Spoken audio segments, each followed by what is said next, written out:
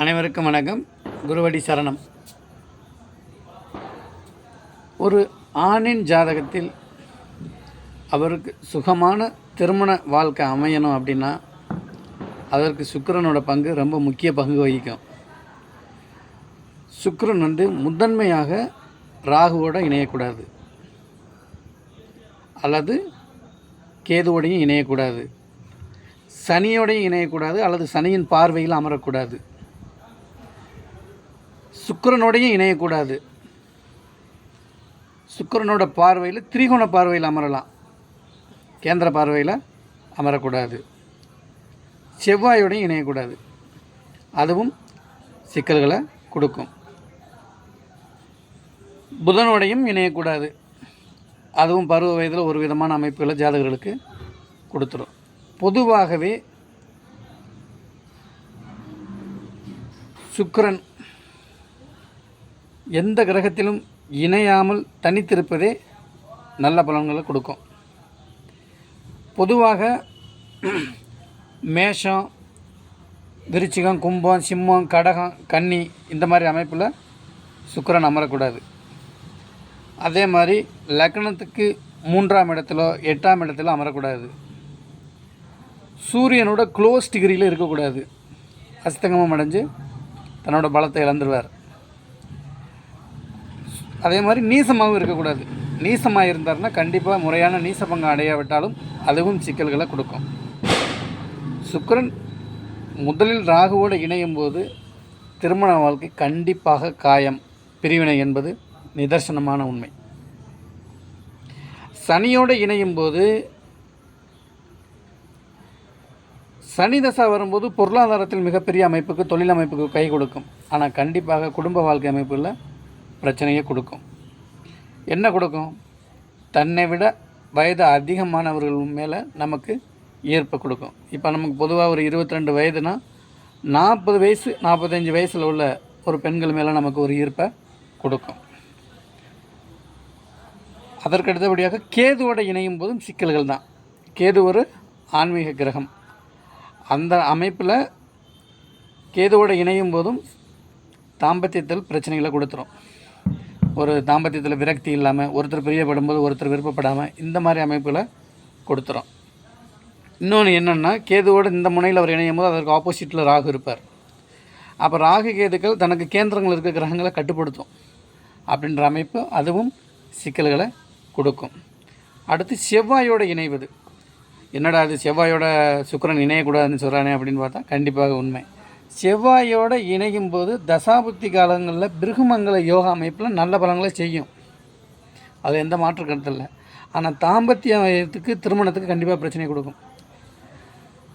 சுக்கிரன் கன்னி பெண்ணையும் செவ்வாய் இளம் காலையும் குறிக்கக்கூடிய அமைப்பு. அப்போ இவர்கள் 2 பேரும் ஒரு சேர ஒரு 3 க்ளோஸ் 5 டிகிரிக்குள்ளே இருக்கும்போது அதீத காம எண்ணங்களை கொடுத்து அதனாலேயும் பிரச்சனைகளை குடும்பத்தில் கொடுத்துரும்.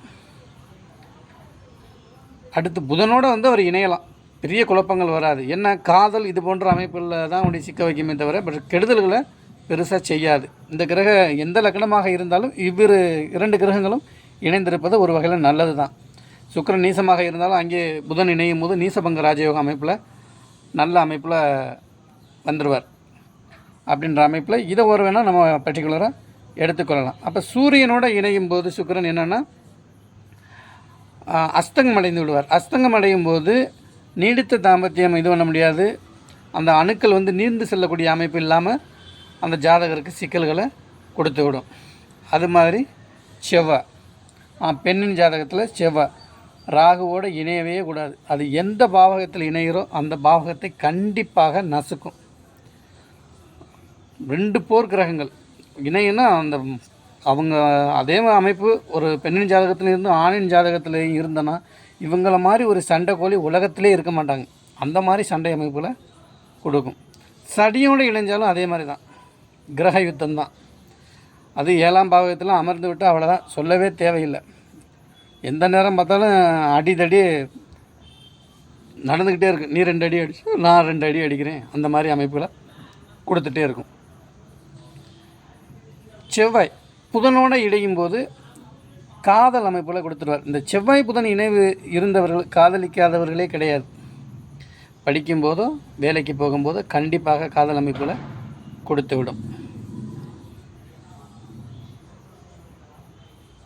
அடுத்து செவ்வாய் கேதுவோடு இணைவது, இது சூட்சும வலு என்ற அமைப்பு இருந்தாலும் திருமண பந்தத்திற்கு நல்ல அமைப்பு இல்லை. 2 திருமண அமைப்புலையோ வாழ்க்கையில் விரக்தியோ இது போன்ற அமைப்பில் கண்டிப்பாக கொடுத்துவிடும்.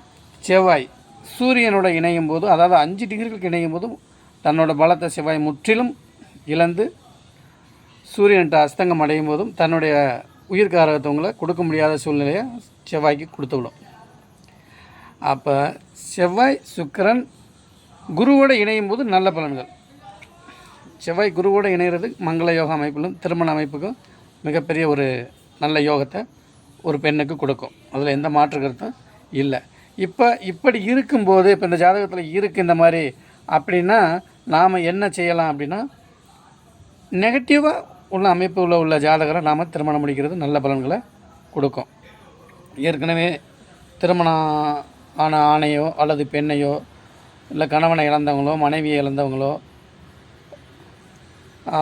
ஜாதி விட்டு ஜாதியோ மதம் விட்டு மதமோ இந்த மாதிரி திருமண அமைப்பில் முடிக்கிறது நல்லா இருக்கும். அல்லது இவங்க முடிக்க போகிற பெண்ணோட அம்மா அப்பா கலப்பு திருமணம் செஞ்சவங்க, அந்த மாதிரி மொழி மாற்றம் மதம் மாற்றம் இந்த மாதிரி அமைப்பில் திருமணம் முடித்ததெல்லாம் இந்த சுக்கிர செவ்வாய் தோஷ அமைப்புகளுக்கு நல்ல பலன்களை கொடுக்கும்.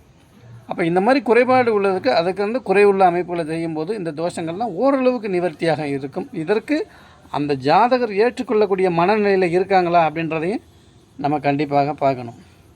அதே மாதிரி சுக்கிரன் சந்திரனோட இணையும் போதும் அதிகமாக உணர்ச்சி வசப்படக்கூடிய அமைப்புகளை கொடுத்துருவார். அப்போ சந்திரனோட சுக்கிரன் இணையும் போது கிட்டத்தட்ட அவர் அமாவாசைக்கு நெருங்கினவராக இருப்பார், இல்லை அமாவாசை அமைப்பில் தான் இருப்பார். ஒளி இழந்து போய் இருக்கும்போதும் சுக்கிரன் தன்னோட பலத்தை சந்திரன்ட்ட இழந்து தான் இருப்பார். அப்போ அதுவும் ஒரு நல்ல அமைப்பில் இல்லை. அப்போ இந்த மாதிரி கிரக சேர்க்கைகள் இருக்கும்போது கண்டிப்பாக இதற்கு குறிச்சுக்குற பார்வைகள் வேறு ஒரு பாவகத்தில் இருந்து கிடைக்கும்போது அது ஒரு நல்ல அமைப்பாக கொடுக்கும், தோஷ நிவர்த்தியை கொடுக்குமே தவிர மற்றபடி நேரடியாக இது கண்டிப்பாக சிக்கல்களை கொடுக்கும் என்பதில் மாற்று கருத்தில்லை. வாழ்க ஜோதிடம், வளர்க ஜோதிடர் ஒற்றுமை.